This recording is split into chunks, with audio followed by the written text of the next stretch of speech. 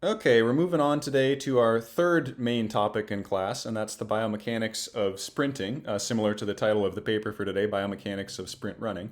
I chose sprinting as a topic in class for the same reason that I chose the first two topics, running and jumping, in that sprinting is both a sport by itself, like in track and field, 100-meter dash, 200 meters, 400 meters, and is also a key element of many field sports. Like you could certainly come up with sports where you don't have to be good at sprinting or don't have to sprint at all to participate in the sport or even be good at the sport. But for many field sports and team sports, basketball, baseball, football, soccer, being good at sprinting is a benefit for being successful in that sport and for participating effectively and for competing in that sport and for having a high level of performance in that sport. So this is a review article on the biomechanics of sprint running. It's by Mero, Comey, and Greger in 1992. You probably notice a trend here that I tend to start us out here with review articles when we start one of these new topics, and that I don't always cover a lot of specifics here in the article. So this article goes over a lot of the many different topics in biomechanics and motor control of sprint running, and I'll comment here in my notes here that I made that I wanted to highlight on some things that are touched on in the article, but also some things that aren't in the article, and just some general comments to kind of orient us going forward in sprint running here in this topic before we move on to more specific studies on more specific things in sprint running. So this is a good general overview of a lot of the things that affect performance in sprint running from a biomechanics perspective. It's perhaps a little bit heavy on this EMG activity element that I'm highlighting here, the activity of muscles as it relates to sprinting. These researchers did a lot of work and a lot of great work over many years on muscle activity in sprinting and in other movements, and so the article here is perhaps biased towards that interest, just like this whole class is kind of biased towards my interest. But they do cover other things here beyond just the EMG activity that's relevant for sprinting biomechanics and sprinting performance. The article is pretty heavily geared towards sprinting as a sport by itself, like track and field, 100-meter dash, and there could be some differences here that may change how we might discuss or how we might want to examine sprinting biomechanics as it relates to like a field sport, like baseball, football, things like that. Now I'll highlight some of those things here as well. So just kind of my notes here that I wanted to go over for a general intro here to sprinting biomechanics. The key question to me when we're studying sprinting as in terms of performance is that we all have a maximum speed, or every sprinter has a maximum speed that they can't exceed. Like I'm not a very good sprinter and I have a top speed that I can't exceed. Usain Bolt is a great sprinter and he still has a top speed that he can't exceed. So how to get faster? How can I get faster? How could he get faster? What is it that limits our speeds? Is the thing limiting my speed the same as the thing limiting his speed? And can I look at the way that he sprints compared to the way I sprint and learn anything about myself that can help me get faster? A key distinction here that we'll want to keep in mind when we're going through some of the later studies on sprinting here is within subject differences versus between subject differences. An example there, the between subject difference would be like comparing me sprinting biomechanically to Usain Bolt sprinting biomechanically. What's different about us, and are those differences in biomechanics useful and informative for answering this question in terms of what limits maximum speed and how to sprint at faster top speeds? How can I increase my sprinting speed? Could I look at the biomechanics of faster, more successful sprinters and learn something for myself about how to be a faster, more successful sprinter? That would be an example of between subjects differences. What's different biomechanically about fast versus not so fast sprinters? Within subject difference would be like if I run faster and faster at like speeds that I can run at, like a slow speed, and then I accelerate to faster and faster speeds up to my top sprinting speed, then we'll probably see some changes in biomechanics while I'm increasing my speed there. And what is it that kind of levels off, or what is it that plateaus while I'm increasing that speed, or what kind of changes while I'm increasing my speed? And can those changes and things that plateau or things that level off, can that be used to inform what might be limiting my speed and what we might target for trying to increase my speed? Another relevant topic here is, can we narrow down like a definition of sprinting? Like what is sprinting exactly? From one perspective there, is sprinting just fast running? Is this just the fast version of the first topic in class? Just do endurance running, but just do it fast, run as fast as you can. No, I don't think so, at least in my possibly biased opinion here. I don't think sprinting is just fast running. I think sprinting is a whole different beast all on its own. If you look at the general goal of the movement, at least from like a racing and competing perspective, like if I'm going to compare running 100 meters as fast as I can, which most people would say is a sprint, versus running a marathon as fast as I can, which most people would say is not a sprint, is a distance run, an endurance race. The general goal of those two things is the same. Like if you have a distance you want to travel and you want to cover that distance in the minimum amount of time, which is equivalent mathematically to maximizing the average speed that you sustain over that distance. And that's true whether it's 100 meters or 5,000 meters or 42,000 meters like a marathon. So from that perspective, you could say the goal of the movements is the same, whether it's sprinting or a 5K or a marathon or any particular distance that you're trying to cover in the fastest time possible. You want to maximize the average speed. But the things that hinder you in that goal, the constraints on your performance there can be different, and I would argue are quite a bit different between something like a 100-meter sprint versus something like a marathon run. In a marathon, you're going to be limited in terms of your performance for different reasons than you're going to be limited in the sprinting. And by different reasons there, if that sounds kind of vague, it's deliberately vague, but there's lots of different things that could possibly limit performance in these two different races. For example, in sprinting, the start, like how well you get out of the blocks and get up to speed, is critical, right? If you make a mistake there, you're probably sunk in something that's only going to take 10 to 15 seconds. In a marathon, if you like stumble a little bit off the line, big deal. You've got 3+ hours in front of you to catch up and make up for that, so it's not a big problem. In sprinting, of course, your top speed, the top instantaneous speed that you can accelerate to and sustain is critical. And in marathon running, that's not really a factor a lot of the time, unless it's at the very end and you happen to have to sprint, to beat somebody at the line. But typically not something that's all that important for performance in marathon running. The limits to performance from a kinesiology perspective are generally accepted to differ categorically between sprinting and marathon running or longer distance running, and we'll talk about some of these factors a little bit later on.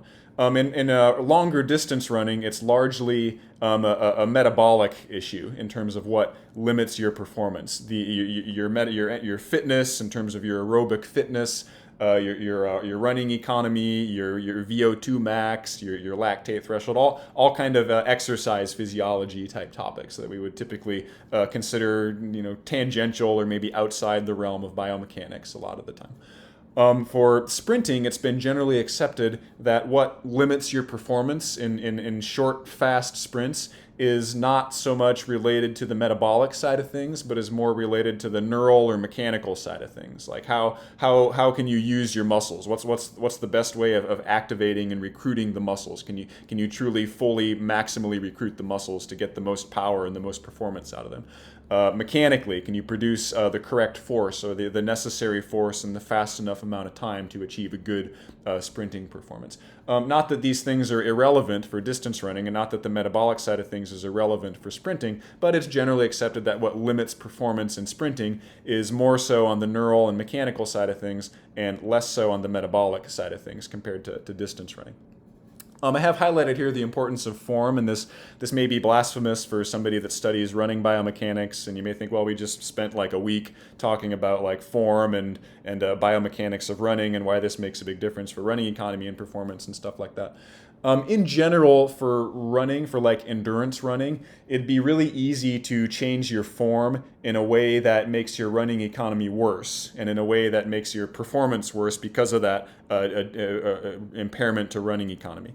It's a lot harder and a lot less straightforward to like change your form and change your biomechanics in a way that improves running economy. Like we saw some hints there that's possible, right? In some of the studies we went over, like in some we found that we identify overstriders and we can shorten their stride length up and improve their running economy. But does that actually make you run faster? Does that actually make you race faster, that improvement in running economy? Maybe, maybe not, right? You still got to go out and do it. So the importance of form, I would say, is less critical in endurance running than it is in sprinting. Like, for example, if somebody is a very good endurance running coach, they would maybe be able to look at a runner who's not such a good endurance runner and change a few things about their form that would make them a better runner, but maybe not, right? That's not a sure thing a lot of the time in endurance running. It's more about the training and the fitness and the long-term avoidance of injuries and commitments to serious training, right? Not that those things don't matter in sprinting, they do matter, but I'd say they're more at the center of performance in endurance running. In sprinting, for example, for somebody like me who's not a good sprinter, has no formal training in sprinting, I could go out and sprint, and somebody who knows what they're doing in terms of good sprinting form and success in coaching sprinters to compete at a high level could probably watch me sprint and watch my form and watch my biomechanics and could point out like multiple things that I could immediately change, that if I changed them in the way they were trying to get me to would instantly make me faster.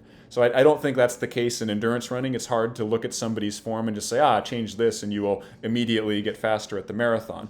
In sprinting, I think that's much more feasible and is much more low-hanging fruit for bad sprinters, changes in form that can immediately have a substantial impact on sprinting performance. I touched here briefly on like track speed versus field sports speed. A key difference here is that in track and field, like the longest race that somebody, the shortest race that somebody typically does is 100 meters, right? That's the shortest common event in track and field. Indoor, there's the 60-meter race, but that's still pretty long compared to like the sprints that most field sport athletes are doing, where baseball, the distance is like 90 feet between the bases, so maybe like 30 meters. NFL has the 40-meter dash, and you hardly ever see an NFL player actually run for like 40 consecutive meters. It's typically in field sports these much shorter, more intensive bursts of speed for like seconds or even fractions of seconds, and typically involving changes in speed and changes in direction and an agility component that you don't necessarily have in track speed. And so a lot of the studies that we'll go over here will be specific to like maximum speed sprinting, and it'll be more relevant to track and field speed and performance in that. Again, that sort of speed is typically helpful for field sports, but field sports are a little bit different, a little bit broader, a little bit more general in terms of what the athlete needs to be able to do. So all the things that we cover here for track speed could be helpful for field sports, but may not necessarily make you great at a field sport. They can sometimes have some more broader requirements for performance there. Okay, most important topic that I wanted to go over today was this element here on force production that they touch on briefly in the paper. Sprinting is very heavily predicated on the profile and shape and just general characteristics of the ground reaction forces, the GRF that you generate under your feet when your feet are on the ground when you're sprinting. Regardless of the speed that you're going at, the horizontal ground reaction force looks something like this. Okay? On the x-axis here for this graph is the fraction of the stance phase from 0 to 100%. So at 0% here, my foot first touches the ground. At 100% here, it comes off the ground, and then I'm moving on to the swing phase. And on the y-axis here is the APGRF, the anterior-posterior ground reaction force. The curve here on this graph, if it's above the dashed line, if it's above 0, is an anterior directed ground reaction force or a propelling ground reaction force. And if it's directed below this dashed line, if it's a negative value, then it's a braking ground reaction force, or pointed backwards away from the body. So this first little kind of half here of the stance phase of running, whether it's sprinting or endurance running, this generalizes to both of those. This first half here of the stance phase has a negative or a braking AP ground reaction force, and the second half here as a positive or a propelling ground reaction force. Okay? And so you might think, well, if I want to sprint fast, then I want to make this, braking one as small as possible. I don't want to brake, that slows me down. And I want to make this propelling one as fast as possible, right? All gas, no brakes, that's how we go fast. That is true for early on in the sprint when you're trying to accelerate from rest out of the blocks up to your top speed. In that case, you generally want the smallest braking impulse here possible coupled with the largest propelling impulse here possible. Okay? That's how you get up to your top speed as quickly as possible. Once you get to that top speed, then the story kind of changes, right? With each step that you take, no matter how fast you're going, If this is true for walking, this is true for running a 10-minute mile, a 6-minute mile. This is true for Usain Bolt sprinting at his fastest top instantaneous speed ever recorded in human history. No matter how fast you're going, if it's a steady speed, if the speed of your center of mass and the propulsive direction is staying the same from step to step, then your braking impulse here, the size or the area of this curve under 0, is going to be exactly the same as this propelling impulse here, the impulse above 0. Okay? So don't get used to looking at these AP ground reaction forces, which is the force like in the direction we're trying to travel, the force where we want a large speed, a fast speed, and looking at this braking impulse and saying, oh, that's no good, we want a small braking impulse. Generally, having a small braking impulse is helpful when you are accelerating up to the top speed, but once you get to that top speed, you're inevitably going to have a braking impulse. So if anybody is talking to you about like maximum speed in sprinting and they're trying to convince you that, hey, you can increase your maximum speed by minimizing this braking impulse, your braking impulse is too big, immediately discard their opinion on that matter. They know nothing about the biomechanics of sprinting. To run or walk or sprint at any speed, at any steady speed for any appreciable number of steps or amount of time, the propelling impulse and the braking impulse will always be the same size, and you always will have a braking impulse. Mechanically, there's no way around it. There's always going to be a braking impulse to go at any steady speed, whether it's an easy walk or whether it's a maximum sprint. Now, speeding up in terms of accelerating, like from rest up to top speed, then yes, there you want a small braking impulse. But when you get to your top speed, then there's always going to be a braking impulse. It has to be there. It's not a bad thing. It's just part of the necessary mechanics of sprinting. Okay, that's the force in the horizontal direction. One kind of really key element here of sprinting that may be a little counterintuitive that we will bring up a little bit later on in terms of what limits speed and what to target for performance in sprinting is that even though the goal is to go fast in this AP direction, to translate yourself anteriorly as fast as possible, accomplishing that biomechanically is dependent not so much on these horizontal forces, but on these vertical forces. Okay, this is a graph here again during the stance phase of running of the force in the vertical direction, the force opposing the force of gravity that's acting on your body.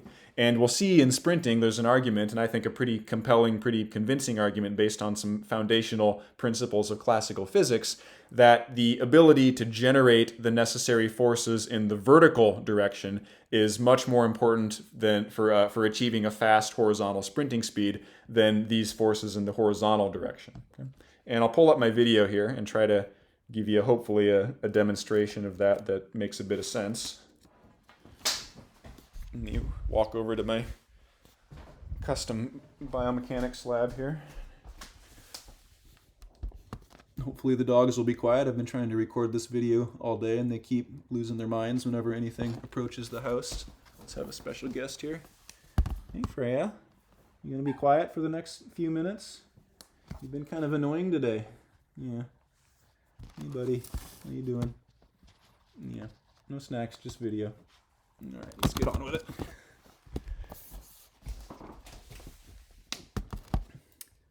Okay, so let me try and get my whole body in here. So when I'm just standing here, gravity is pulling me down to the ground, or is trying to pull me down to the ground, and there's a ground reaction force under my feet that's pointing upward and opposing gravity. So gravity's trying to pull my center of mass down to the ground.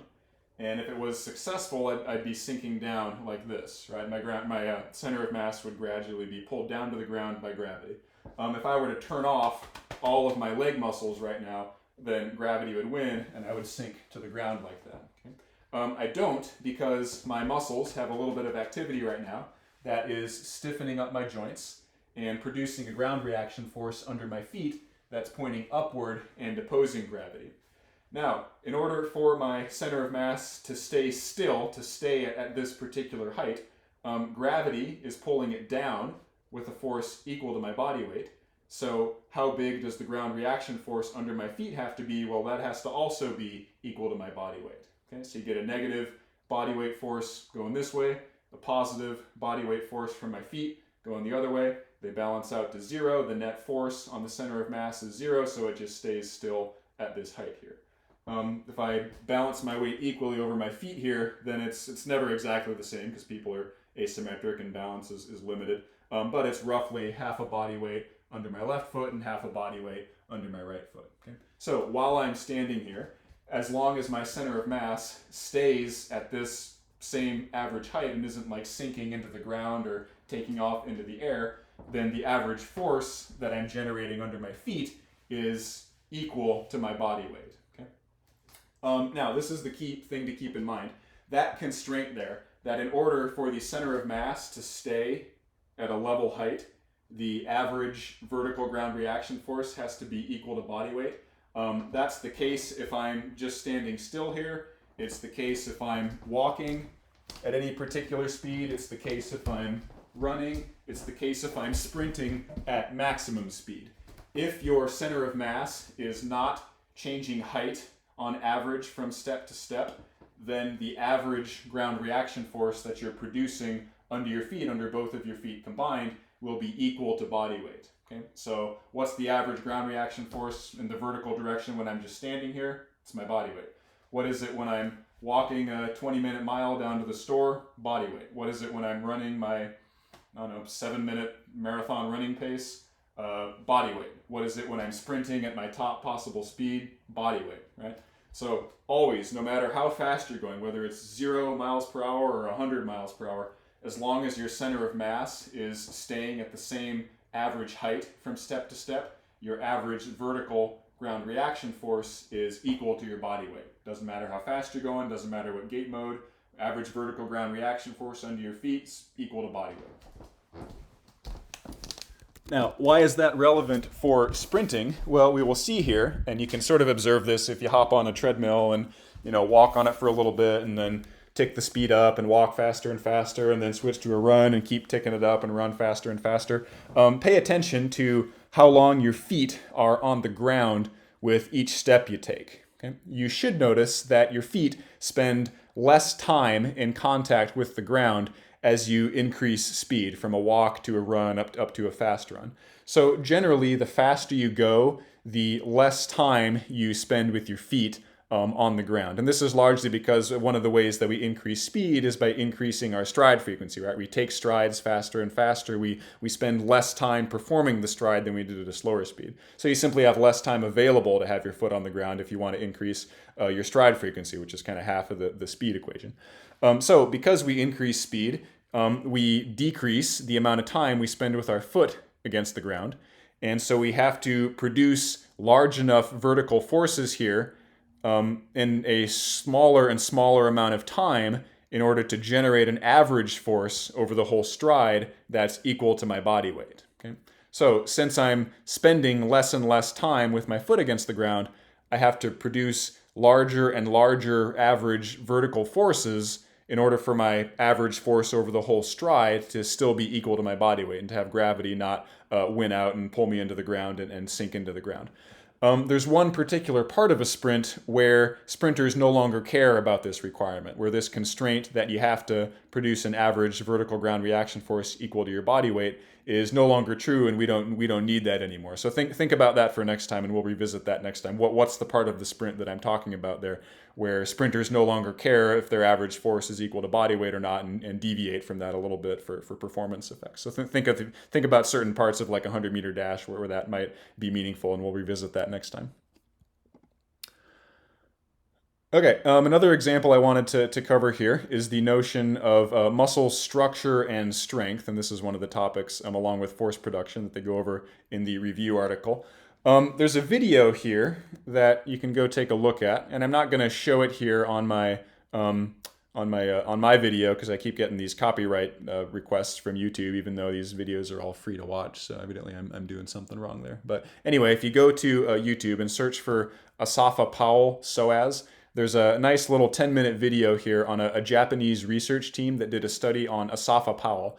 Asafa Powell was kind of Usain Bolt before Usain Bolt. He's a Jamaican sprinter who held the world record in the 100 meters for a little while. I think he ran 9:72 or something like that. He was similar to Bolt in that he wasn't as physically large as Bolt, but he was a pretty big guy for sprinters. Your typical world-class sprinter is not a giant person compared to the average, everyday person. Most of the current or recent elite American sprinters are like 5'9" to maybe 6 feet, 6'1" or so, and they might be 165 to maybe 180, 185 pounds. So they're strong people, they're muscular people, but they're not super large people compared to the average person. Like if somebody's walking down the street and they're 6 feet and 180 pounds, you wouldn't be like, oh man, that dude's huge. That's a pretty normal size for a modern human. So sprinters are not giant people, huge people, at least for athletes a lot of the time. Asafa Powell was 6'3" and over 200 pounds and is just a pretty big guy for sprinters. One of the things that they go over here on him is they do some MRI scans of his core muscles here. And one of the most important muscles in the core and in sprinting is what's highlighted in red here, which is his psoas muscle, Psoas. If you're one of the engineers in class and haven't taken anatomy, the psoas muscle is a hip flexor, and it's far too deep in the body for me to try to show it to you here. But this motion of hip flexion, where, let me get a good view there. Here's my right hip, and then if I'm going to flex that hip forward, there's muscles here on the front of my hip and up in my stomach and my core that cross the front of my hip and connect down here on my femur that are involved in that motion. I activate those muscles, they produce force, they contract, and they pull my femur here up towards my core, towards my trunk. That motion that I just did there, flexion of the hip, is really important for the swing phase of running, right? And is particularly important for the swing phase of sprinting. Okay? So sprinters tend to need to have really strong, powerful, well-performing hip flexor muscles in order to be good at sprinting and to perform that swing phase quickly and effectively. And the psoas is one of those hip flexor muscles. And so they show here, I think at about 5:30 into this video. On the left is Asafa Powell, highlighted in red there, his left and right psoas muscles. And on the right here is, I forget who this is exactly, just one of the scientists that was around the lab or something to that effect, and his left and right psoas muscles. This is a top-down view, so looking down the top of the trunk of the body, down through the head, through the spinal cord, so you're seeing it from a top view here. So look at just how much bigger his hip flexor muscles are, his psoas muscles are, compared to this average person over here. Even if you look at the overall dimensions of at least this slice of their body, they're not appreciably different, right? Asafa Powell's a little bit wider in the top-down direction here, but left-right direction looks like he's actually a little bit narrower, and so he's not a huge, giant person compared to this individual, but he has an enormous psoas muscle. They said they've done these scans on many people, and this is by far the biggest one they've ever measured by a factor of 2. So muscle structure and strength can be really important for sprinting. It takes some unique musculature to be really successful at a sport like this. It'll be seen that in terms of muscle performance, we tend to think of muscles as being related to strength, weightlifting, 1 rep max, that sort of thing. In sprinting, strength is important, yes, but if you look at sprinters, they're really successful sprinters. Yeah, some of them are really big and really strong in terms of their muscles. They're like I said, they're not huge people, but they tend to be really muscular, really lean, high amount of muscle mass. Some of them look like NFL linebackers. They've got so much muscle on them. But then you also look at some sprinters, if you look up Noah Lyles, for example, who's a current elite American sprinter, or Carl Lewis, who was an elite American sprinter in the 1980s and 90s. They're fit, they're athletic, but they're not giants in terms of muscle. They don't look like somebody that would go in and do crazy 1 rep maxes in the gym. That's because in sprinting, it's often helpful to be strong in terms of strength, how much force you can produce, but it's more important to be able to produce force quickly, and that's what yank is in terms of muscle strength. How much force can you produce? That's important, but how quickly can you produce that force? That's even more important. Power is also really important, not just how much work can you do with your body, but how quickly can you do that work. how quickly can you shorten your muscles? How quickly can you generate force against the ground? How quickly can you perform work with your muscles on your center of mass? That's an index, or that's an indication of power mechanically. And we'll see these things: the rate of force production, yank, and the rate of work production, power, are often more important than simply how much force you can produce or how much work you can do. You have to be able to do those things quickly. Just doing large amounts is not enough in something as short and fast as a sprint. Last topic I wanted to cover here is the notion of economy in sprinting, and they talk about this towards the end of the review article. This is going to be a different definition of economy than we talked about in endurance running. Like I said, oxygen cost and running economy with the classic definition that we talked about in endurance running is really kind of irrelevant for sprinting a lot of the time. In sprinting, economy here is more about mechanical efficiency. Like, it's important to be powerful. It's important to be able to quickly do a lot of work and quickly produce a lot of force with your muscles. But then what do you do with that? How much of that power that you produce with your muscles, how much of that force that you produce with your muscles, how much of that gets translated to supporting the weight of the body against gravity? How much of it gets translated to effectively propelling the body forward and maintaining that top speed? Okay? That's really the index of economy in sprinting. And when we talk about sprinting economy, it's more of a mechanical definition of economy. How much of your muscular effort, your mechanical muscular effort, your power and your yank and your force and your work, how much of that gets directed towards the goal of sprinting, towards the task of running in the horizontal direction very quickly. So a little bit different definition of economy in sprinting than we used in endurance running. More focused on mechanical aspects and mechanical energy versus the metabolic energy. Okay, that is it for today. We will move on next time onto some more specific examinations of the biomechanics of sprinting.